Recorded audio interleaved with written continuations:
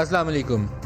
Army chief इस वक्त कराची में मौजूद हैं और प्राइम मिनिस्टर जुमे वाले दिन तवक्को है कि कराची का दौरा करेंगे। कराची के मरकज़ निगाह इसलिए है कि कराची में बारिशों के नतीजे में तबाही बहुत ज़्यादा हुई है, पूरा निज़ाम जो है तलफट हो गया और एक ओवर द ईयर्स जो निगलेक्ट है पूरे पाकिस्तान के बड़े शहरों में। गुज़श्ता रोज़ जो स्टेटमेंट आई आर्मी चीफ की जो मुलाकातों के बाद, उसमें बताया गया, एक बड़ा इंपॉर्टेंट जुमला था उसके अंदर, कि हमारे शहरों के अंदर जो इस तरह की क्लैमिटीज़ हैं उससे निपटने की सलाहियत ही नहीं है। अब दो इश्यूज़ हैं। एक तो इंस्टीट्यूशंस के अंदर सलाहियत नहीं है, जो इदारे बनाए जाते हैं म्यूनसिपल लेवल के, कि तूफ़ानी बारिश आ जाए, कोई और ख़तरा शहर के अंदर हो जाए, कोई बिजली का बहरान पैदा हो जाए, उससे निपटना कैसे है वो है नहीं है। बड़े शहरों के अंदर बहरानी कैफियत ही रहती है।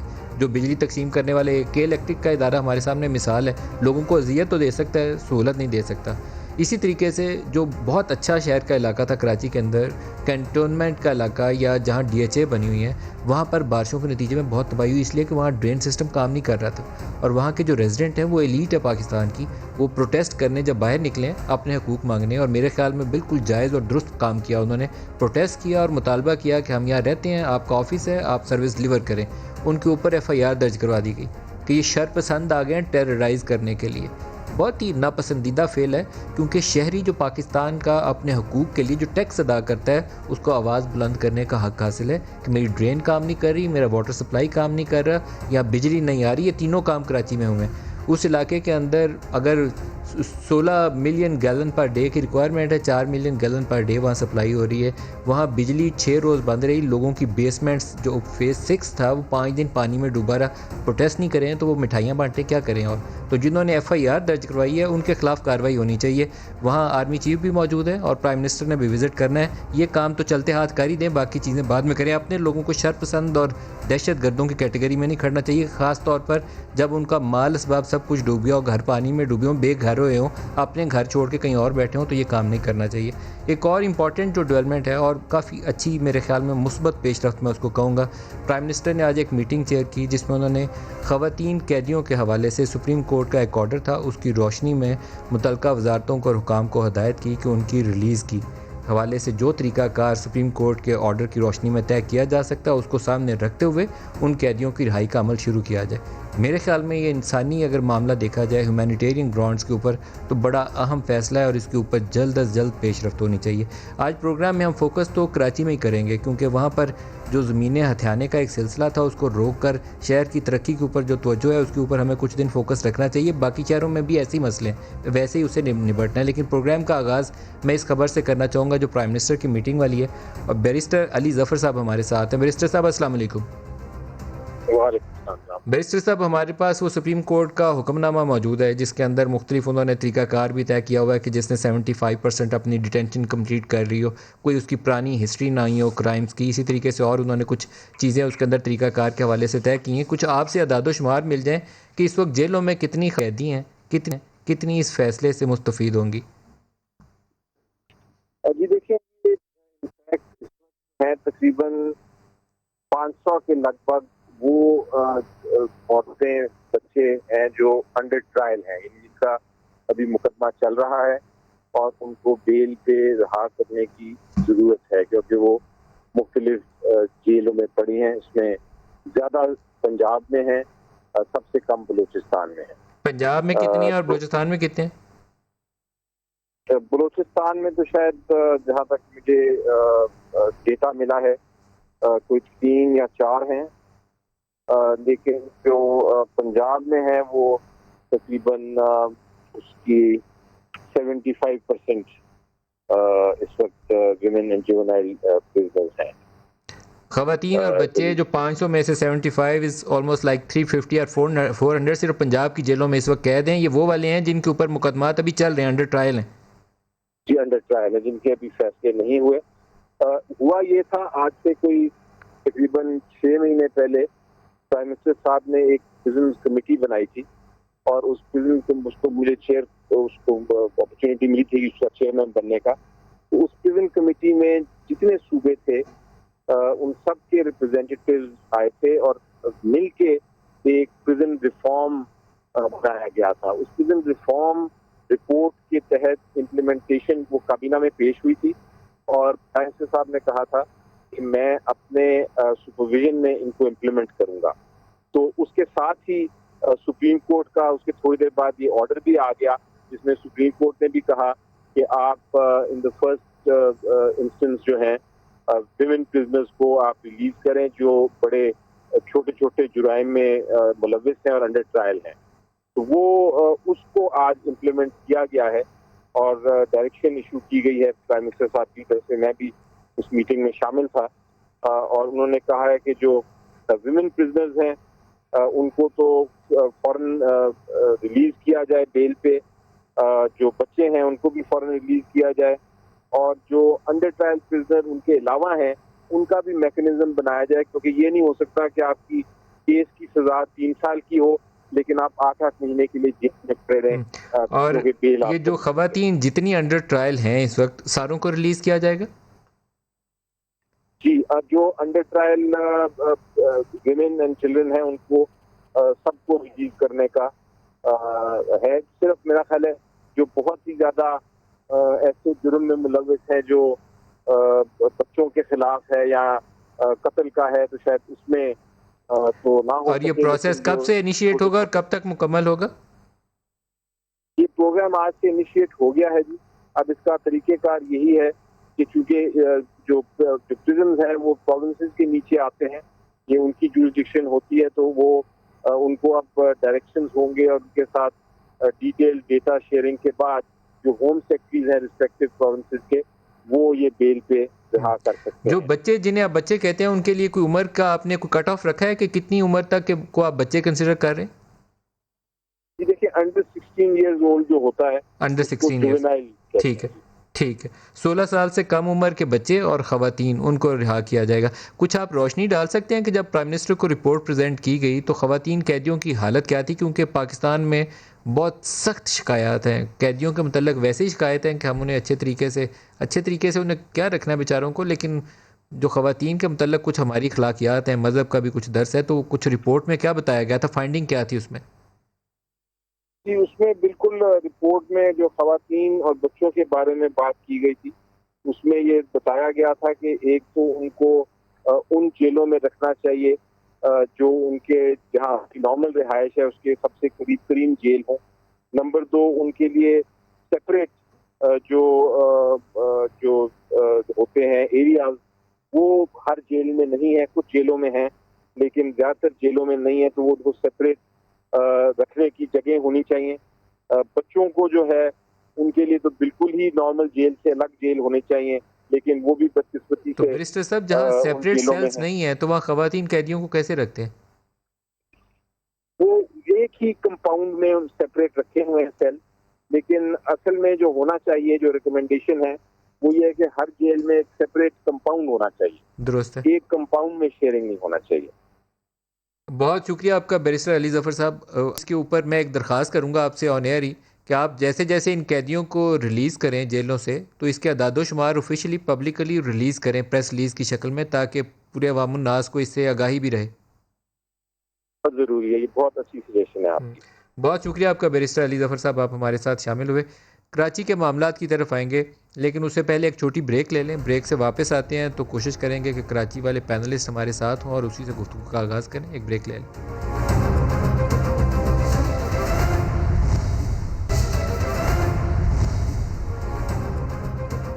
प्रोग्राम में दोबारा खुश आमदीद कहते हैं। कराची के हवाले से तरक्याती पैकेज की तैयारी, जिसके ऊपर वफाक भी काम कर रहा है, सूबा सिंध भी काम कर रहा है और आर्मी भी काम कर रही है। आर्मी चीफ ख़ुद कराची में और मीटिंग्स जारी हैं।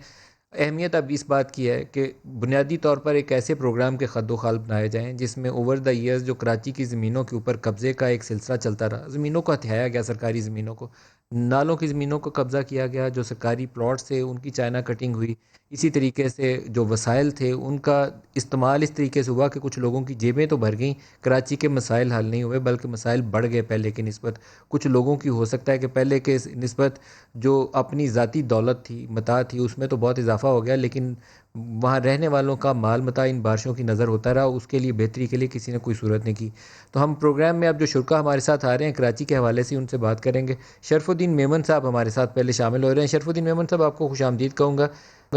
जो जी, जी। रेजिडेंट अपने हकूक मांगने बाहर निकले थे, आप कह रहे थे कि आप उनमें खुद भी शामिल हैं, तो वहाँ तो उनके ऊपर एफआईआर काट दी गई। तो ये कैसा निज़ाम है?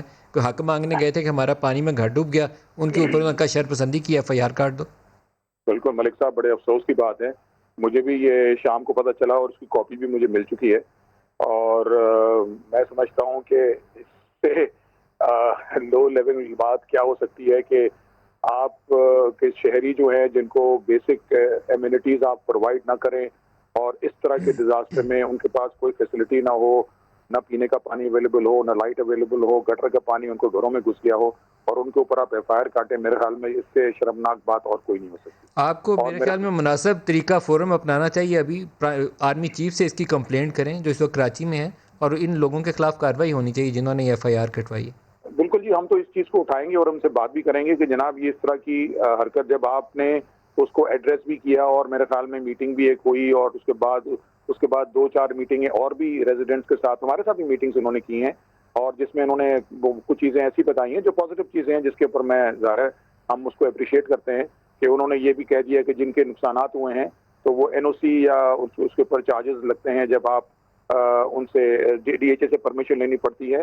तो दिसंबर तक का टाइम हमने उनसे ले लिया है कि जिस जिस डीएचए के रेजिडेंट को अपने घर की रिपेयरिंग करनी है या अपने कमर्शियल प्रॉपर्टी की रिपेयर करनी है तो वो उनकी एनओसी की जरूरत नहीं है। बायलॉज को फॉलो करना पड़ेगा मगर ये है कि उसकी एनओसी की जरूरत नहीं है। टैक्स एग्जाम्पशन के लिए भी हमने उनसे रिक्वेस्ट किया, उन्होंने कहा जी हम कानून को देखेंगे, अगर हो सकेगा तो हम उसको भी किसी न किसी तरह कॉम्पनसेट करने की कोशिश करेंगे। तो ये चीजें कुछ पॉजिटिव चीजों की तरफ हम जा रहे हैं। तो एफआईआर जो है मैं समझता हूँ ये एक अच्छी या पॉजिटिव चीज नहीं है और इसमें इनको सोचना चाहिए और ये एफआईआर को वापस लेना चाहिए। हम कोशिश करेंगे कि इनसे राब्ता करें और इनसे ये एफआईआर जो है ये वापस ली जाए बिकॉज जो लोग वहाँ मौजूद थे और जिनके जो घर डूबे वहाँ हुए हैं उनको मजीद तकलीफ में मुब्तला न करें, बल्कि उनकी दाद रसी करें, उनको सुने। रिलीफ, हाँ उनको आप बिल्कुल, सहूलत देंगे तो आप उन पर एहसान नहीं करेंगे, उनका बिल्कुल हक है। आप जी बिल्कुल, मैं समझता हूँ कि जब तक आप रिलीव नहीं देंगे लोगों को, लोग एजिटेट नहीं करेंगे तो क्या करेंगे? आप मुझे बताएं, कराची नहीं, वैसे ही वैसे पूरा अपने डूबा हुआ हकूक है। के लिए आवाज़ बुलंद करना जुर्म नहीं है। जिनका घर नहीं डूबा बिल्कुल, पानी मैं में, वो आपसे आवाज़ तो मैं बुलंद करना उसका हक है। उसकी आवाज़ नहीं, नहीं दबाएंगे तो क्या करें? बिल्कुल उसको मार दें ये उसको। ये तो बुनियादी बात है, दुनिया भर में ऐसे होता है। अगर कोई चीज़ अगर आप हुकूमत प्रोवाइड नहीं कर सकती या कोई ऐसा काम कर रही होती जिसके पब्लिक इंटरेस्ट में नहीं होती, तो पब्लिक जो है वो ज़ाहिर है रोडों पे भी आती है। ये ऐसा कोई नया कोई नई चीज़ के मतलब सिर्फ आप पाकिस्तान मेमन में साहब साथ रुकिए, मेरे जी, साथ और मेहमान हैं, उनसे भी चाहूँगा कि जी, इस जी। पे राय ले लूँ। खुर्रमशेर साथ हैं और ख्वाजा इजहारुल हसन हमारे साथ हैं, दोनों को खुशामदीद कहता हूँ। खुर्रमशेर ज़मान, कराची का पूरा मसला डिस्कस करना है, लेकिन ये पहले ये जो एफआईआर कट गई है, ये मुझे बड़ा अजीबोगरीब काम लगा कि लोग अपने हकूक़ के लिए आवाज़ बुलंद करने निकलें, उसके ऊपर ही शर्पसंदी की एफआईआर कट गई। अच्छा देखिए नदीम साहब, ये इसी तरह की एफआईआर जो है एक दफ़ा 2016 के अंदर मेरे ख्याल से मुझ पे भी कटी थी इसी लोकेशन पे। और आरिफ अलवी साहब जो आज आपके सदर पाकिस्तान है, हमारे एक और एमपी समर अली ख़ान और दो हमारी फ़ीमेल मेंबर्स एमपी सीमा जी और एमपी अदीबा, हम 5 लोगों पे एफआईआर कटी थी ये 2016 के अंदर। और हम तकरीबन 2 या ढाई साल तक जो है कोर्ट के चक्कर काटते रहे और अपनी बेल कराने के लिए और केस को ख़त्म कराने के लिए हम धक्के खाते रहे। देखिए एक्सेप्टेबल नहीं है, बिल्कुल नामुनासिब। और मेरे ख्याल से पुरअमन एहतजाज करना हर शहरी का हक़ है। जिस तरह आपने फरमाया कि दादरसी की ज़रूरत है बनिस्बत एफआईआर काटें, वज़ीर आज़म साहब जो हैं वो 2 दिन बाद आ रहे हैं कराची और मैं ज़ाती तौर पे इसकी ज़िम्मेदारी उठाता हूँ कि मैं वज़ीर आज़म साहब से कहूँगा कि इन केसेस को जो है वो विड्रॉ कराया जाए और इनफैक्ट ये लोगों के जो मसाइल हैं उनको हल किया जाए। क्योंकि देखिए मैं ख़ुद भी एक डीएचए का रेजिडेंट हूँ और मैं आज की तारीख़ तक अपने घर की बेसमेंट से पानी निकाल रहा हूँ। मसाइल हमें भी बहुत ज़्यादा हैं और मेरे ख्याल से जो राइट फोरम है वहाँ पे जाके हम डिमांड्स करते रहते हैं, यहाँ के रेजिडेंट्स करते रहते हैं। यार काट देना, जिस तरह पहले भी एक दफ़ा तहरीक इंसाफ के सब एमपीएस के ख़िलाफ़ काटी थी, कुछ रेजिडेंट्स के ख़िलाफ़ काटी थी, मैं समझता हूँ ये शहरियों नामुनासिब के है। ऊपर तो और बिल्कुल इस मैं तरह सदर का इक़दाम पाकिस्तान जो है से वो भी ये काबिल रिक्वेस्ट कबूल करूँगा नहीं कि है। वो भी नोटिस लें जावेद इसका। शेख साहब भी हमारे साथ हैं। जावेद शेख साहब, आपको भी वेलकम करता हूँ, आप ही से आगाज़ करूँगा। कराची के मसाइल हल करने हैं, आप पाकिस्तान के स्टार हैं, वहाँ कराची के मसाइल भी देख रहे हैं, वहाँ रहते भी हैं।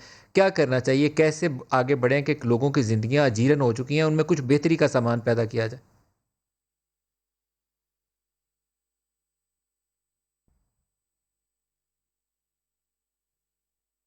हमारा शहर है और इतनी अ, जल्दी बदलते इसको देखा है तो हैरानगी होती है कि ये वही कराची है जहां हम शाम को क्लिफ्टन पे जाकर बैठा करते थे। कोई साफ सड़कें होती थी, कोई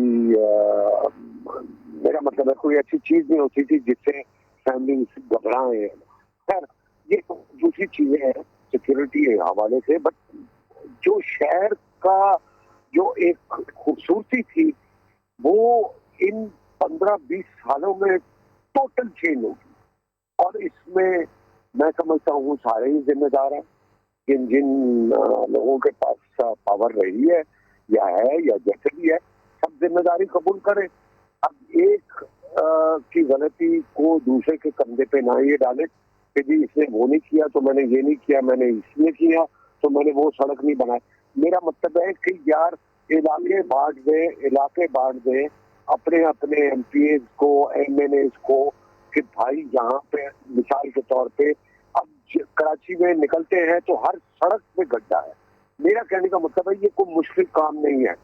एक दिन में अपनी मीटिंग करें, डिसाइड करें कि ये भाई ये तुम्हारा ये एरिया है, ये तुम्हारा ट्रक है और ये बजरी है, ये फलां चीज है, इसको जाके फलां रोडों को कम से कम ये तो अभी ठीक करो, है कि नहीं? ये बिल्कुल आप दुरुस्त कह रहे हैं। नाकामी तो बुनियादी तौर पर कलेक्टिव फेलियर हुआ है। जो 25-30 साल से हुकूमत में थे वहाँ कोई निज़ाम वज़ा ही नहीं कर सके। हर एक बंदा पहले वहाँ गोली की सियासत चलती थी, वहाँ पे एक खून और आग का खेल खेला जा रहा था, उससे निकले हैं तो पानी ने डबो दिया।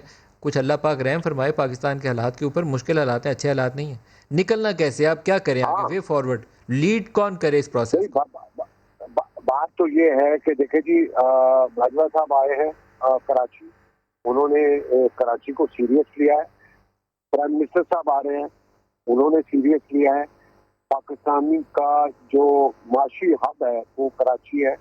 कराची को सही होना चाहिए, सलामत होना चाहिए, खूबसूरत होना चाहिए, लोगों को प्रॉपर सहूलत मिले, रोड ठीक हो। और इसमें खैर हमारे लोगों का भी बहुत हिस्सा है। जैसे कि पता लगा है कि भाई नालों पे घर बन गए हैं, मकान बन गए हैं, दुकानें बन गई हैं और उनको अब हटाना एक मसला है। बट आई एम श्योर कि अब रियासत ने डिसाइड कर लिया है कि कराची को ठीक करना है, तो हम सब साथ हैं, हम सब साथ मिलके करेंगे। ख्वाजा इजहारुल हसन साहब आप फरमाइएगा, इन्होंने ये नालों की जो कब्जे वाली ज़मीन का तज़किरा किया है, ओवर द ईयर्स सबसे बड़ी तबाही इस कब्जे की वजह से ही कराची में हुई है। कत्लो गारत भी हुई है किसी वजह से। कौन कौन सा ताकतवर आदमी है और वो अपनी मर्ज़ी का सबसे कीमती प्लॉट हासिल करना चाहता है? और गरीब गुरबा की साइड पे आ जाए तो गुज्जर नाले के इर्द गिर्द भी ज़मीनों पे कब्जे हुए हैं। हर जगह पे कराची में कब्जा ही हुआ है और कुछ नहीं हुआ। अब छुड़वाना भी है तो कैसे कैसे आगे चलेंगे? मुझसे बात कर रहे हैं जी ख्वाजा इजहारुल हसन साहब की मजम्मत करूंगा। ये जो हमारे डिफेंस क्लिफ्टन के लोग जो मुजाहरा कर रहे थे, जो FIR कटी है, ये बिल्कुल अफसोसनाक है। और नदीम मलिक साहब, जैसे कि खुर्रम शेर जमान ने आपको कहा, एक मुजाहरा MKM ने भी चीफ मिनिस्टर हाउस के सामने पानी के लिए किया था। मैं आपको बता दूं कि उसमें मुझ पर और रहदी की FIR कटी थी, जो कि 3 साल बाद हम उस FIR से बरी हुए। और एक दफ़ा मैंने अजराह तस्किरा घोटकी में प्राइम मिनिस्टर साहब से ये बात की। मैं कहा प्राइम मिनिस्टर साहब, ये इस तरह जो झूठी FIR है और इस तरह FIR कट रही हैं, इसके ऊपर बराए मेहरबानी कोई पॉलिसी बनाएं। लॉ मिनिस्टर साहब से भी कहा, तो उन्होंने मुस्कुराते हुए मुझे कहा कि यार इज़हार, मेरे ऊपर भी FIR। तो मैंने कहा सर अब मैं आगे क्या सवाल करूं। तो ये बात एक तो अफसोसनाक है। दूसरी बात देखिए, ये जो कराची पे कब्जे की बात है ना, मैं आपको बताऊं, आप ये सिलसिला आज का नहीं है, ये सिलसिला तो 1958 से जारी है। कौन नहीं जानता कि पूरे पाकिस्तान के अंदर इख्तिदार और इख्तियार हासिल करने के बाद अपने मनपसंद लोगों को जमीनें अलॉट की जाती हैं। कौन नहीं जानता कि यहाँ पर आपको इत्तेहाद कायम रखने, अपने इख्तिदार को कायम रखने, सियासी जमातों को आप ऑबलाइज करते हैं। उसमें गरीब आदमी ने अगर नाले पे मकान बना ली है, और खासतौर पे DHA क्लिफ्टन के भी मैं इलाके आपको बताऊं जिसपे एनक्रोचमेंट है, जो हमारे वक्त में हमने बेंगलोर के लॉन तोड़े थे, तो गरीब आदमी ने जो नालों पे मकान बनाया वो तो उड़ जाएगा 2 दिन के अंदर। वो तो आप उसे 1 लाख रुपए दें, उसे कहे भाई आइंदा कब्जा नहीं होना। लेकिन मसला क्या है, इस शहर को बाकायदा एक निजाम के तहत पिछले 50 सालों में फेल किया गया। इस शहर से बदला लिया गया। जब ये दारुल हुकूमत से अलहदा हुआ तो आप देखें शहर की बंदरबांट हो गई है। 3,500 स्क्वायर माइल इस शहर के ऊपर। सर आप लोग जो इक़्तिदार में थे आप सारे जिम्मेदार हैं, बदला लेने वालों में कोई बाहर से थोड़ी आया है। आप लोग इक़्तिदार में पीपल्स पार्टी की हुकूमत रही, वहाँ पर अरबाब साहब हुकूमत में आए, आप लोग इक़्तिदार हर हुकूमत के साथ शरीक होते रहे, तो मैं तो आप सारों लोगों को जिम्मेदार मानता हूँ इस मामले में।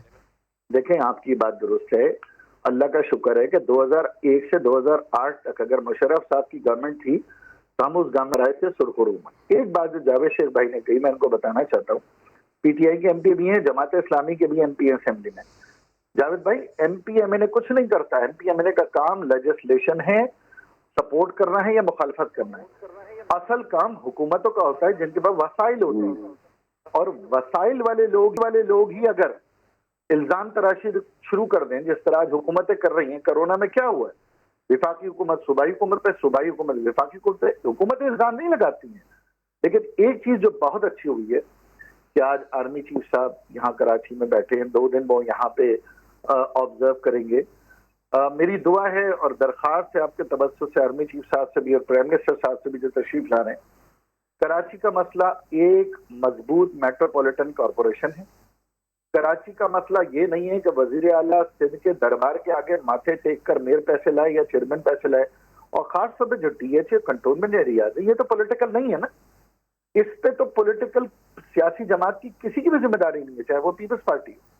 तो इन तमाम मल्टीपल सिविक एजेंसीज को एक बोर्ड के तहत under the one command, under one metropolitan corporation, और ये जो हमारे लोग हैं जो पानी के लिए तरस रहे हैं, बिजली के लिए तरस रहे हैं, अगर ये एहतजाज ना करें तो क्या करें, इसका भी हल गवर्नमेंट बताए, वजीर आजम साहब बताएं कि आज ये डिफेंस वाले लोग। नासिर हुसैन शाह हमारे साथ हैं, सूबाई वजीर भी हैं और शायद जिम्मेदार हैं इस सारे मामले के हवाले से। नासिर शाह साहब, ये जो ट्रांसफॉर्मेशन प्लान है क्या होगा इसके अंदर? पीपल्स पार्टी खुद हुकूमत लीड रोल में होगी, काबीना उसकी सुपरविजन करेगी, वफाक उसको ओवरसाइट देगा या फ़ौज का कोई नुमाइंदा बैठेगा ताकि शफाफियत से काम हो, पैसे का सही जायज़ इस्तेमाल हो, लोगों को फ़ायदा हो?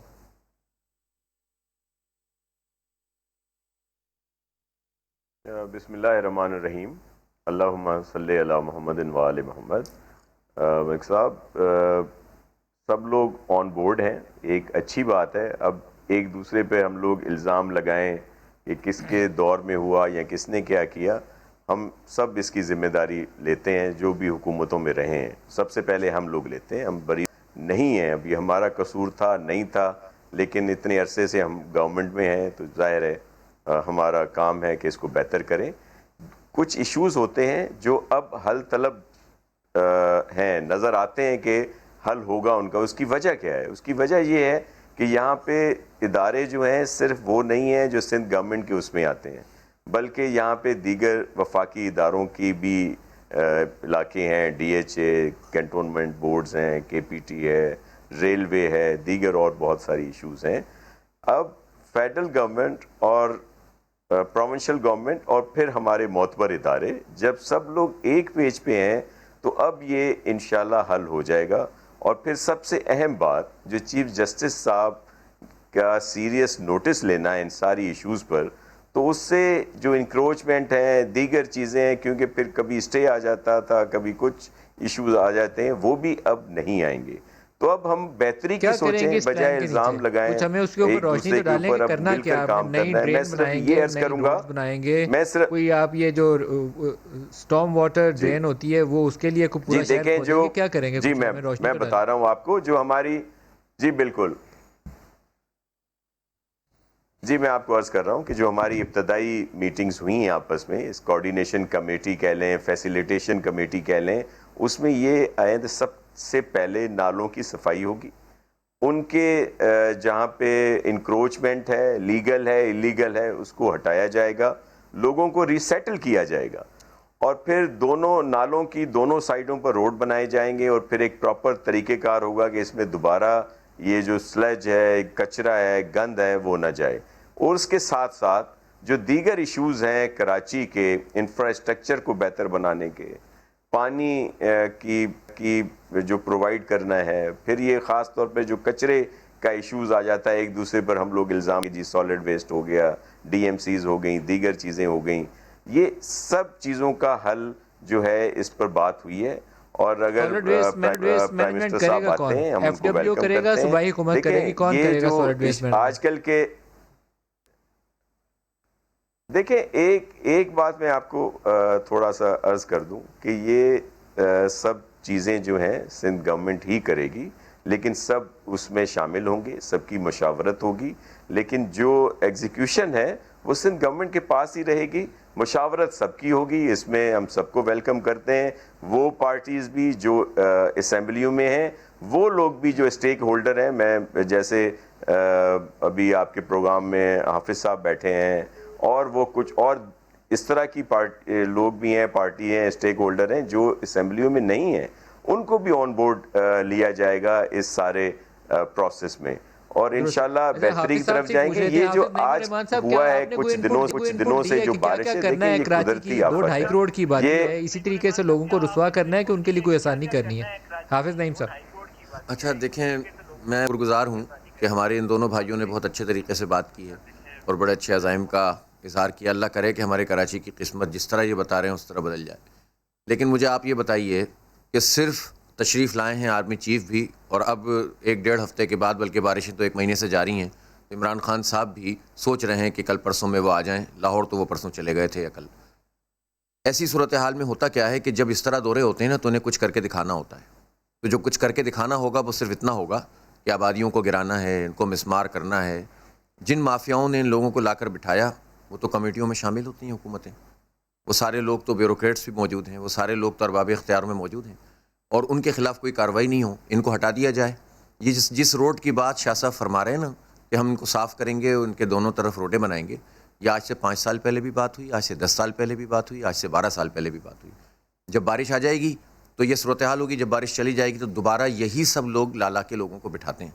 गरीब आदमी कहता है कि मुझे 1 लाख में, 1.25 लाख में, 50,000 में, थोड़े से किराए में जगह मिल रही है तो मैं क्यों ना हूँ। सारा जोर गरीबों पे पड़ता है। भाई देखें, ये तो आरिफ हसन साहब से बढ़कर मोतबर आदमी कोई नहीं है ना। उन्होंने तो DHA पे भी सवाल उठा दिए हैं ना कि बहुत सारे फेज़ ऐसे बने हुए हैं कि जो हमारा जो बहने वाला फ़्लो है कि जिसको ड्रेन आउट होना है, वहाँ पर फेज़ बने हुए हैं, तो क्या गिराएंगे वहाँ पर? इस तरह की कोई काम वहाँ से शुरू किया जाएगा? या जिन्होंने ये फैसले किए 7 एक्सटेंशन रास्ते में पानी के किया उनको पकड़ा जाएगा? लैंड के ऊपर है तो आपको ये डिस्कस तो करना पड़ेगा, आपको करना पड़ेगा। अच्छा मैं एक अर्ज करूँ, तो आपको चीज़ें डिस्कस तो करनी पड़ेंगी। जी मैं अर्ज ये कर रहा हूँ, सबसे पहले तो कराची को गिने आप। इसकी आबादी के ऊपर बहुत बड़ी कंट्रोवर्सी है। मैं कहता हूँ कि 1 करोड़ 60 लाख, जिसमें डिस्ट्रिक्ट काउंसिल भी मिला ली है, ये गलत आबादी है। जितनी रिपोर्ट्स आप उठाकर देख लीजिए, वर्ल्ड बैंक की हों या न्यूट्रल इदारे हैं, जो मास्टर प्लान है उसकी प्रोजेक्शन है, हमारी आबादी 2.5 करोड़ से 3 करोड़ के दरमियान है।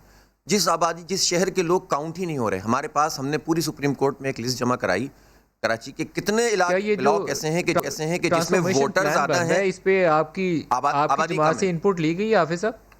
देखें, हम तो मुसलसल इन लोगों के साथ राब्ते में रहते हैं, मुसलसल एहतजाज भी करते हैं, गुजारिश भी करते हैं, कोर्ट भी जाते हैं, दरख्वास्त भी करते हैं। हमसे ज़्यादा कौन जानता होगा कराची को? हमने 3 मरतबा कराची रहे। नेमतुल्लाह खान साहब ने भी तो लोगों को हटाया था ना, पहले मुतबादिल दिया था और फिर लोगों को हटाया था, तो आज लियारी एक्सप्रेस में जिन लोगों ने अच्छा काम किया उसमें नेमतुल्लाह शामिल है। नेमतुल्लाह ने बहुत अच्छा काम किया। तो वो जमात इस्लामी थी। एक सवाल उठाया हाफिज साहब ने, ईमानदारी से सवाल है आपका, जो फेज 7 एक्सटेंशन है वो रिक्लेम्ड लैंड के ऊपर है और अभी पानी की जो निकासी है उसके अंदर एक रुकावट का सबब ये जगह बनी है कि आपने वो मलीर नदी के मुंह को बंद किया हो या किसी और जगहों को रोका हो, तो वो जो इलाके जिन्होंने एक बेसन का काम करना था फ्लड वाटर के लिए, वो आपके पास जगह दस्तयाब ही नहीं थी। नहीं, बिल्कुल ये जो हाल पूरे कराची की हम बात कर रहे हैं, कच्ची आबादियों की बात कर रहे हैं कि जो जिस तरह कच्ची आबादियाँ पहले बनी और सियासी बुनियादों पे बनी, अपने वोटों को बढ़ाने के लिए बनी, उसके बाद उनको रेगुलाइज कर दिया गया। तो ये चीज़ें तो हमारे सामने, और ये एक्सटेंशन, फेज 7 एक्सटेंशन की जो बात आप कर रहे हैं, तो ज़ाहिर है ये भी एक किस्म की रुकावट है। अब इसको मैं नहीं समझता हूँ को रिमूव किया जा सकता है, मगर इसका कोई नेमो बदल या कोई उसका कोई रास्ता ज़रूर निकाला जाएगा। ये पॉइंट्स भी, इस पॉइंट्स के ऊपर भी बात हुई है। और ये मैं बात और भी आपको ऐड करता चलूँ, जो हमारी अभी मीटिंग्स हुई हैं 2 दफ़ा, CO के साथ मीटिंग हुई है, CBC के, और स्टेशन कमांडर के साथ भी, एडमिनिस्ट्रेटर DHS के साथ भी हुई है। तो ये जो स्टॉर्म वाटर ड्रेन है, ये पूरा का पूरा इसको रिप्लेस करेंगे। तो ये एक सर ये रिप्लेस तो करेंगे शरफुद्दीन साहब, लेकिन मैंने कल भी उनसे पूछा था कि जिन्होंने सड़क के दरमियान ये स्टॉर्म वाटर ड्रेन बनाई थी, पहले उनको पूछे तो सही भाई ये डिज़ाइन फॉल्ट है, अरबों रुपया डूब गए, इसके अंदर लोग भी डूब गए, पहले उसकी तो अकाउंटेबिलिटी करें। बिल्कुल, वो ये उनका ये कहना था कि उनके साथ हमारी डिस्कशन जारी है। ये और बनाई किसने थी, आपको ज़हन में है कॉन्ट्रैक्टर कौन था इसका? टेक्नो के नाम से कोई कंपनी थी जिसने ये बनाया था, और हमारी उनके साथ यही रिक्वेस्ट थी कि आप दोबारा काइंडली इसको इनको ना दें, बल्कि किसी थर्ड पार्टी से असेसमेंट भी करवा लें, और जो डैमेजेस हुए हैं, जो नुकसानात हुए हैं, वो टेक्नो कंपनी जो भी है वो उसको कॉम्पनसेशन करे, और ये जो नई रिप्लेसमेंट या रिपेयर है ये किसी थर्ड पार्टी से करवाएं, ये सेम कॉन्ट्रैक्टर से ना कराएं। ये हमने उनके साथ क्लियर कर दिया है। होप वो उस चीज को फॉलो करें और इन चीजों को बेहतर करें। शरफुद्दीन साहब, आपका मैं शुक्रिया अदा करूंगा। खुर्रम शेरजमान, आपकी तरफ दोबारा आ रहा हूँ। प्रायोरिटाइज क्या करेंगे आपने? वो होता है बिल्ड बैक बेटर, कि पहले से बेहतर बनाना है शहर को। प्रायोरिटीज कुछ आपने बनाई है, 1 2 3 ये नुकात है कि ये हम करने जा रहे हैं? जी देखें, बिल्कुल नदीम साहब, प्रायोरिटी तो अगर आप देखे जाएं तो वैसे तो बहुत सारे मसाइल हैं कराची के, और जितना भी गिनती करें कम है, लेकिन डेफिनेटली जो प्रायोरिटी नंबर 1 है वो पीने का पानी है, कराची शहर का जो सबसे बड़ा मसला है। दूसरी जो प्रायोरिटी, क्योंकि मौजूदा हालात में आपने देखा है कि ग्लोबल वार्मिंग के बाद मौसम जो है वो तब्दील होता जा रहा है, तो बारिशें बढ़ती जा रही है, तो डेफिनेटली स्टॉर्म ड्रेन्स को भी एड्रेस करना है। उनके आसपास दीवारें बड़ी होनी चाहिए, उनके आसपास जो इंक्रोचमेंट्स हैं उनको हटाना है, वो प्रायोरिटी नंबर 2 है। उसके बाद आप देखें कि कराची का जो सबसे बड़ा मसला है कि 12 साल में People's Party even solid waste को मैनेज नहीं कर सकी है, कराची के कचरे को संभाल नहीं सकी है। हर गली कोना, चाहे वो खाली ग्राउंड हो, पार्क्स हो, कचरे से भरे हुए, वो आपकी प्रायोरिटी नंबर 3 है। आपकी सड़कें टूटी हुई हैं, वो आपकी प्रायोरिटी है। और आखिर के अंदर जो आपका जो सीवेज का पानी है वो बग़ैर ट्रीटमेंट के समंदर के अंदर जा रहा है, उसको ट्रीट करना है, उसको ट्रीटमेंट के बाद समंदर में फेंकना है। क्योंकि एक तरफ तो इंसान यहाँ पे मर रहे हैं सारे सीवेज से और स्टॉर्म ड्रेन से, दूसरी तरफ आपकी मरीन लाइफ भी तबाह हो रही है। देखें ना कि नासिर साहब ने भी फरमाया कि अभी सबसे अच्छी बात यह है कि वफाकी हुकूमत भी ऑन बोर्ड हो गई, तो ये सारे मसाइल हल हो जाएंगे। मेरा ये सवाल है कि तहरीक इंसाफ से पहले और भी तो वफाकी खुर्रम, इसके लिए 1000-1200 अरब दरकार है, 1000-1200 अरब, तो 1000-1200 अरब हैं हमारे पास लगाने के लिए। जी सर देखें, बात ये नहीं है, बात ये है कि पैसा तो 12 साल से लग रहा है ना। 12 साल से सिंध हुकूमत, अगर आप जाएँ इनका ऑडिट करें तो हर साल लोकल गवर्नमेंट मिनिस्ट्री को अरबों रुपए मिला है। अब ये कहते हैं कि इस दफ़ा वफाकी हुकूमत ऑन बोर्ड हो गई है तो काम आसानी से हो जाएंगे। मैं नहीं समझता हूँ कि किसी भी वफाकी हुकूमत ने, चाहे किसी सियासी जमात की हो, उसने आवाम को पानी पीने का पानी पिलाने से आपको रोका हो, उन्होंने कचरा उठाने से आपको रोका हो, उन्होंने मास ट्रांजिट के लिए रोका हो, उन्होंने सड़कों में बसें लाने से रोका हो, उन्होंने आपको कराची के वाटर एंड सीवरेज बोर्ड के और दीगर महकमों के ऑडिट भी उसके अंदर शामिल है, उस प्लान के अंदर। देखें, बड़ा इंपॉर्टेंट है, क्योंकि देखें कि बात यह है कि ये हम आगे किस तरह बढ़ेंगे। बार बार ये कह देना कि पैसा और चाहिए, पैसे की ज़रूरत है। वज़ीर आज़म साहब के ख़जाने में कोई ऐसा नहीं है कि अरबों रुपए पड़े हुए, जो पैसा अवेलेबल है वो खर्च करेंगे। उन्होंने मना नहीं किया, उन्होंने कहा है कि जो ज़रूरत है कराची की हम देंगे। लेकिन सवाल यह है कि कराची का पैसा जाता कहाँ है? करप्शन के नज़र हो जाता है, बेज़ाब्तियों के नज़र हो जाता है। किसी दिन नदीम साहब आप एक शो करें और 12 साल की किताबें उठाएँ ऑडिटर जनरल ऑफ पाकिस्तान की, आप देखें तो सही कि उसके ऊपर जो ऑडिट रिपोर्ट्स आई हुई हैं, ज़कात के डिपार्टमेंट के अंदर आपको अरबों रुपए की बेज़ाब्तियाँ मिलेंगी। लोकल गवर्नमेंट मिनिस्टर जो है, लोकल गवर्नमेंट जो आपका डिपार्टमेंट है, उसने तो हदें क्रॉस कर दी हैं। आप एजुकेशन में, आप सब कुछ छोड़ें, एजुकेशन आप हेल्थ मिनिस्ट्री के देखें कि आपको कितनी रेगुलरिटीज़ मिलेंगी। तो सर पैसे का मसला नहीं है, पैसा तो आता है। वज़ीर आज़म साहब जो भी काम कराची में कर रहे हैं, ये सारा एडिशनल है सर। जैसे अपने इब्तदाई कलमात में कहा कि आपने कराची की रौनकें भी देखी, जब आप मज़े से जाकर क्लिफ्टन में शाम स्पेंड कर सकते थे, फिर आपने वो वक्त भी देखा कि 100 लाशें दिन में गिरती थी, और आज ये सैलाब से डूबा हुआ शहर देख रहे हैं। इसको बहाल करना है रौनकों को, तो क्या करना चाहिए? कुछ आप भी तजावीज़ दें। नहीं, तजावीज़ तो देखें, बस इस वक्त मेरा ख्याल है कि सबको अपने सियासी इख्तलाफात मिटा के कराची की बेहतरी के लिए काम करना है। बस इट्स वेरी सिंपल। और पुरानी बातें मेरा ख्याल है भुला दें। इस वक्त इस कराची को बेहतर करना है, और कोई मेरे हिसाब से इस वक्त सियासी पॉइंट स्कोरिंग नहीं होनी चाहिए। कराची की बेहतरी के लिए ऑन बोर्ड जितने भी लोग हैं, जितनी भी सियासी जमातें हैं, वो अपने अपने आइडियाज पेश करें और उनको बताएं। और मेरा ख्याल है कि जो इसमें जिन्होंने गफलत बरती है उनको उनकी अकाउंटेबिलिटी होनी चाहिए जरूर, कि भी कराची के साथ ये कैसे हुआ, कराची कचरे का ढेर कैसे बन गया। इतना खूबसूरत शहर जिसको पेरिस सुना था, वो एक गटर बन गया, ये कैसे हुआ? खैर ये तो एक लंबी बात है, बट इस वक्त आवाम को, सियासी जमातों को, सबको मिलके आज की बेहतरी के लिए काम करना है। जावेद शेख साहब, मैं एक आपको तजवीज़ दूँ, ये जो दुनिया सारी के अंदर सिविल सोसाइटी का रोल है वो बड़ा पावरफुल होता है। आप लोग स्टार्स हैं, हम लोग आपको देखते हैं टीवी पे बैठे हुए, पाकिस्तानी कौम आपको देखती है, तो आप लोग एक ऑर्गेनाइजेशनल सेटअप में 20, 25, 30 लोग जो जाने पहचाने चेहरे हैं इकट्ठे बैठे और कुछ चीज़ें तजावीज़ सामने रखें। आप लोग सियासी नहीं हैं, आप कराची या पाकिस्तान की बेहतरी की बात करेंगे, उसमें बहुत वजन होगा उस चीज़ में। बिल्कुल ठीक है, बहुत अच्छा आइडिया नदीम साहब, एंड इंशाल्लाह विल डू दैट। हमारा काम जो है बीइंग अ पाकिस्तानी और इस हम मुल्क का हिस्सा हैं और हम इसकी बेहतरी के लिए हमारी जान भी हाजिर है, हम सब कुछ करने के लिए तैयार है। कराची एक दफा दोबारा खड़ा हो जाए, खूबसूरत हो जाए और सारी चीजें बहुत अच्छे, लोगों को तकलीफ ना हो।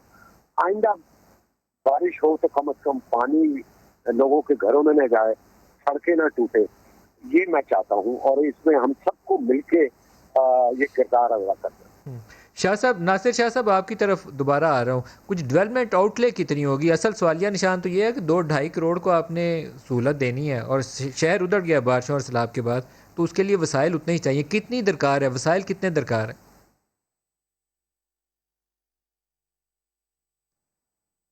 देखिए, हमने बात की थी, सीएम साहब ने प्रेस कॉन्फ्रेंस में एक आध कोई प्रोग्राम में, मैंने तो उसको हमारे दोस्तों ने बड़ा वो एक इशू बना दिया है कि जी इन्होंने 10 अरब डॉलर की बात की है। हालांकि जो इनके वफाकी वज़रा साहिबान हैं या हमारे दीगर इदारों ने जो असेसमेंट की थी, उन्होंने तो 3 ट्रिलियन रुपीज़ की बात की थी। तो ये हम कहते हैं, फिर इस पे ये इशू बना देते हैं। अभी भी मैं कोई कंट्रोवर्शियल बात नहीं करना चाह रहा, नहीं करना चाहता था। 3 ट्रिलियन से मुराद आपकी 3000 अरब की है कि टोटल कराची के लिए जो वसाइल दरकार थे वो 3000 अरब नहीं है। ये जो वफाकी हुकूमत की, जी बिल्कुल, मैं वही आपसे अर्ज कर रहा हूँ कि ये है, अब जाहिर है ना वो फेडरल गवर्नमेंट के पास है ना प्रोविंशियल गवर्नमेंट के पास है। जितना भी होगा हम बेहतरी की तरफ जाएंगे। और मैं अर्ज करूं, जिस तरह ये कह रहे थे कि प्रोविंशियल गवर्नमेंट वफाकी हुकूमत की अब बात करी, ये जो ट्रांसफॉर्मेशन प्लान है इसकी आउटले क्या होगी? इसके ऊपर कुछ रोशनी डाल सकते हैं? आप अगर रोड ले लेते हैं, शारा फैसल अगर ले लें, तो वहां पे हम अकेले काम नहीं, देखें इतने वसाइल तो नहीं मिल रहे ना, लेकिन कोशिश की जाएगी कि मुख्तलिफ आउटले क्या होगी, उसकी टोटल साइज क्या होगा? हम तो कोशिश कर रहे हैं कि जो पूरा अगर सब चीजें बनानी है तो 10 अरब डॉलर की बात की है चीफ मिनिस्टर साहब ने, जिसके लिए उन्होंने वफाकी हुकूमत से भी बात की, जिससे वफाकी वज़रा साहिबान ने कहा कि इससे मजीद की जरूरत होगी, लेकिन जो इस वक्त अवेलेबल है उससे फिलहाल शुरू किया जाएगा ताकि बेहतरी की तरफ जाया जा सके। अवेलेबल क्या है सर, यही तो सवाल है कि अभी क्या दस्तयाब है, अभी कितना मिलेगा? सर अभी कोशिश करेंगे, अभी ये मीटिंग है, प्राइम मिनिस्टर साहब आएंगे, बैठ के हमने अपने भी रिसोर्सेज इकट्ठे किए हैं कि हम भी देंगे, फिर फेडरल गवर्नमेंट क्या कर रही है। सिर्फ देखिए, सिर्फ वायदों से काम न किया। सिंध हुकूमत कितना इसमें कंट्रीब्यूट करेगी वो बताएं पहले, फिर वफाक से भी सवाल करेंगे। सिंध हुकूमत कितना देगी? 162 अरब रुपए फेडरल गवर्नमेंट ने अनाउंस किए थे, 2 साल हो गए अभी तक नहीं दिए। हम चाह रहे हैं उसी से शुरू कर लें, फिर हमारे अपने पैसे सुप्रीम कोर्ट में मौजूद है, एक कोर्ट केस में, वही हमें मिल जाए। हमें पूरी उम्मीद है कि चीफ जस्टिस साहब उसमें हमें सपोर्ट करेंगे। सिंध गवर्नमेंट ने इस दफा भी अपने बजट का बड़ा हिस्सा जो है वो कराची के लिए रखा है, ताकि क्योंकि कराची कोर्ट केस में कितने पैसे हैं शाह साहब? लोन, जी सर, कोर्ट केस में कितने पैसे हैं जो सुप्रीम कोर्ट के फैसले से रिलीज होंगे? जी इस वक्त जो वहाँ पे जमा है फौरी तौर पर वो कोई 100 अरब के लगभग है, या 70-80 अरब रुपए एक किस्त अभी आनी थी, लेकिन 450 अरब है जो वहाँ पे हैं, जिसके लिए सुप्रीम कोर्ट ने कहा था कि वो सिंध गवर्नमेंट के हैं और वहीं पे ये खर्च होंगे। उसमें मॉनिटरिंग कमेटी सुप्रीम कोर्ट की भी होगी, हमें वो भी कबूल है कि कोई भी जस्टिस साहब उसको मॉनिटर करें और जो भी इशू अभी हो रही है प्रायोरिटी देंगे हम लोग, उस पर वो काम हो उनमें से। तो 162 अरब का पहला पैकेज है, 100 अरब आपको कोर्ट के फैसले से मिल जाएंगे, 262 अरब हो जाएंगे, तो बाकी कहाँ से आएंगे? 1000-1200 अरब तो फिर भी पूरा नहीं होता सर। जितना आएगा उससे काम तो शुरू होगा, बेहतरी की तरफ तो जाएंगे। जाहिर है हम इंतजार करते रहेंगे जब पूरे 10 अरब 1000 अरब डॉलर इकट्ठे हों, 10 अरब डॉलर, तो फिर हम काम करें। तो जितने आते जाएंगे उस सेक्टर में बेहतरी आएगी और सब मिलकर काम करेंगे तो अच्छी बात भी होगी, मॉनिटरिंग भी बेहतर होगी, ट्रांसपेरेंसी भी होगी, एक दूसरे पर इल्जाम। सर 1200 अरब से कम पे कराची का मसला हल होने वाला नहीं है। ख्वाजा इजहार साहब पानी कहाँ से लाएंगे? पानी के लिए 100 अरब चाहिए होगा, कराची को पानी देना है तो पानी कहीं से लाना भी तो है ना ख्वाजा इजहार साहब। मैं नदीम भाई थोड़ा सा बात करूंगा। मैंने जैसे कि हल एक आपको एक ही जुमले में बताया, ताकतवर मेट्रोपॉलिटन कॉरपोरेशन और इख्तियारात डिवॉल्व। एक में और तरजीह होगी, वो ये होगी कि दिल्ली को आप दूध की रखवाली पे नहीं रख सकते। आपको यहाँ से वो तमाम करप्ट ऑफिसर्स जो यहाँ कराची में तैनात किए जाते हैं, आपको रीशफल करना पड़ेगा और ईमानदार अच्छी शोहरत के लोग रखने होंगे। नैब के 200 केसेस में इन्वॉल्व हैं, सजा याफ्ता हैं, वो यहाँ दोबारा तैनात ना हो सके। एक चीज जो बात कर रहे हैं नासिर शाह साहब, मेरे भाई हैं और मैं लेजिस्लेचर हूँ, बजट को समझता हूँ। सिंध हुकूमत का बजट 2008 में 267 बिलियन था और अब 1.3 ट्रिलियन है। नदीम भाई जो आप बात कर रहे हैं ना, ये जो मुराद अली शाह साहब, ये मुराद अली शाह साहब का रिसर्च नहीं है। वर्ल्ड 2015 में एक रिपोर्ट शाया की थी कि कराची को $1 अरब सालाना लगाएंगे तो 10 साल में $10 अरब में कराची बेहतर होगा, तरक्की याफ्ता नहीं होगा। मैं आपको बता रहा हूँ, मेरा शहर 250 अरब रुपए सालाना, जिसमें जावेद शेख साहब भी हैं, जिसमें हाफिज नईम उर रहमान भी हैं, आप भी हैं, मैं भी हूँ, खुर्रम भी हैं, नासिर शाह साहब भी हैं। मेरे आपके टैक्सों से 2019 में 250 अरब रुपए सिंध हुकूमत को दिए। तो मैं वर्ल्ड बैंक के 165 अरब रुपए पे नजर रखूं और इस शहर के 250 अरब रुपए का भूल जाऊं और इस शहर के ऊपर लगे 5 अरब रुपए सालाना, कहां से बदलेगा ये शहर? 5 अरब रुपए सालाना में, जिसमें सारी स्कीमें आप डाल लें, इस शहर के अंदर कुछ नहीं होने वाला, ना पानी मिलने वाला, ना रोड बनने वाला, ना सीवरेज सिस्टम ठीक होगा। मेरे शहर के 250 अरब रुपए में से अगर आप आधे भी लगा दें तो वर्ल्ड बैंक कहता है 10 साल, मैं कहता हूँ 15 साल में यहाँ जीने और मरने की सहूलत आ जाए। इसमें क्या प्रॉब्लम है भाई? आप अपने एक्सपेंडिचर्स कम करें, नॉन रिकरिंग एक्सपेंडिचर्स कम करें, नॉन डेवलपमेंट एक्सपेंडिचर्स कम करें, ये जो दुनिया जान की भर्तियां की हैं इसको कम करें, क्यों नहीं होगा? आप हाफिज नईम साहब बताइए क्या करें? देखें, एक तो ये जो अच्छी बातें हैं ना कि सब मिलकर पिछला भुला दें और सब मिलकर बहुत अच्छे तरीके से अच्छे बच्चों की तरह काम करें, ये बातें टीवी शो में तो बहुत अच्छी लग रही हैं, प्रैक्टिकली मुमकिन नहीं है।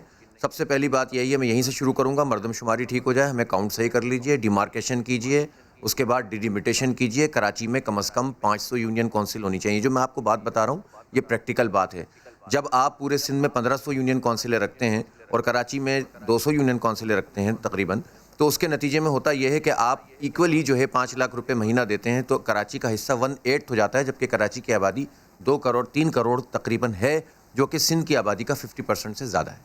आप और कम कर लीजिए, थोड़ा सा आप और ज़रा सा कम कर लीजिए, कंजर्वेटिव हो जाइए, 40% कर लीजिए, तो आपको वैसे ही पैसे नहीं मिल रहे। आप तकसीम दर तकसीम डिस्ट्रिक्ट की किए चले जा रहे हैं। एक बाइख्तियार शहरी हुकूमत, जब आप NFC अवार्ड की बात करते हैं तो आप PFC अवार्ड भी दीजिए, उसके लिए आप जो है परेशान हो जाते हैं। NFC की बात करते हैं तो बाइख्तियार शहरी हुकूमत होनी चाहिए, इसका एक स्टेटस होना चाहिए, इसमें बल्दियाती इंतखाब होना चाहिए और सिंगल कमांड के तहत पूरा शहर होना चाहिए। कोई MDA, कोई LDA, कोई Karachi water and sewerage board और कोई सिंध सॉलिड वेस्ट मैनेजमेंट और कोई सिंध बिल्डिंग कंट्रोल अथॉरिटी और कोई DHA और कोई CBC नहीं होना चाहिए। कैंटोनमेंट, वो इन सब होने चाहिए, लेकिन सबको एक कमांड में होना चाहिए। और ये कमांड जो है वो बालाई अपनी सूबे को भी और वफाक को भी जवाब दे हो और आवाम को भी जवाब दे हो। सिंक्रोनाइजेशन हो इख्तियारात का और मॉनिटरिंग उसकी ठीक से होगी, तो देखें आहिस्ता आहिस्ता चीज़ें ठीक होना शुरू हो जाएंगी। और पैसों की जहाँ तक बात है, ऐलानात तो सब करते रहते हैं, ऐलानात से मसला हल नहीं होता। प्रैक्टिकली आप देखिए तो 233 अरब रुपए के तरक्याती बजट में से 3.2 अरब रुपए सिंध हुकूमत ने और 650 अरब रुपए की PSDC से जो है वो 18 अरब रुपए वफाकी हुकूमत ने रखे हैं। अब आकर ऐलान करके फिर चले जाएंगे इमरान खान, होगा कुछ भी नहीं। अपने पिछले 2 साल में जितना मुनाफा सिर्फ के इलेक्ट्रिक के प्रॉफिट से आपकी तरफ दोबारा आ रहा हूं, ने ले लिया है, बातों से तो शहर नहीं बदलने वाला, अमली तौर पर कुछ करना पड़ेगा। ग्राउंड के ऊपर तब्दीली तभी देखने में लोगों को नजर आनी चाहिए ना, उनकी जिंदगी में सहूलत पैदा हो, सड़कें ठीक हो, पानी निकलना शुरू हो और पीने को भी मिलना शुरू हो, तो फिर आसानी होगी।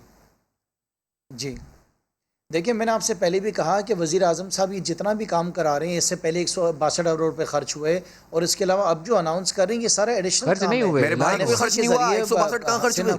खुर्रम क्या कह रहे हो? मैं आपको बता देता हूं, कराची के अंदर जो 6 ब्रिज बने हैं वो पाकिस्तान की हिस्ट्री में पहली दफा किसी शहर में एक साथ 6 ब्रिज इनॉग्रेट हुए हैं और उनकी हालत देख लो, अभी दोबारा से उसको बनाया जा रहा है, उसका डिजाइन भी ठीक नहीं है, उसकी सड़क नेशनल रोड आपका बना 6.4 किलोमीटर का, आपकी 50 फायर इंजन्स कराची पहुंचने वाली हैं, वो भी उसका हिस्सा है। इसके अलावा ग्रीन लाइन आपकी कंप्लीशन के ऊपर है, उसकी बसेस आ रही हैं, उसका आईडी सिस्टम आ रहा है, वो सब उसका हिस्सा है। रुपए से ज्यादा कराची पे आपने खर्च ये मत कहें कि वो पैसा खर्च नहीं हुआ। सबसे ज्यादा के इलेक्ट्रिक तो नदीम साहब, से ले गए। मेरी गुजारिश ये है कि ये जितना पैसा खर्च हो रहा है, 67% रेवेन्यू हम जो के देते अलावा हैं, एडिशनल वो तो पैसा सारा खर्च हो रहा है। तो भाई ऐसा ना करें प्लीज, कुछ ऑन करें इस शेयर को। जी, मैं बात अपनी मुकम्मल कर रहा हूं कि जितना पैसा वज़ीर आज़म साहब अलग से दे रहे हैं, जितने अनाउंसमेंट्स हो रही हैं, सारी एडिशनल है। सारे इस प्रोजेक्ट्स को लीड करेगा। आपने मुझसे सवाल किया है? खुर्रम शेर ज़ुबान जी। खुर्रम जी, देखिए हमारी सबसे बड़ी जो डिमांड इस वक्त पाकिस्तान पीपल्स पार्टी से है कि हमने एक कड़वा घूंट पिया, आपके साथ बैठे, हम पैसा लगा रहे हैं, हम अपनी सारे ज़राए लगा रहे हैं, हम अब क्या डिमांड करते हैं पीपल्स पार्टी से? हमारी ये डिमांड है कि सबसे पहले जो एडमिनिस्ट्रेटर आना चाहिए वो न्यूट्रल आना चाहिए। हम नहीं चाहते हैं कि वज़ीर आला साहब जिस तरीके से अपने दोस्त को लेकर आना चाह रहे हैं वो एडमिनिस्ट्रेटर नहीं आना चाहिए। उसके बाद किसको लाना चाह रहे हैं? में जो बिल जमा कराया हुआ है, दोस्त को लाना चाह रहे हैं वज़ीर आला?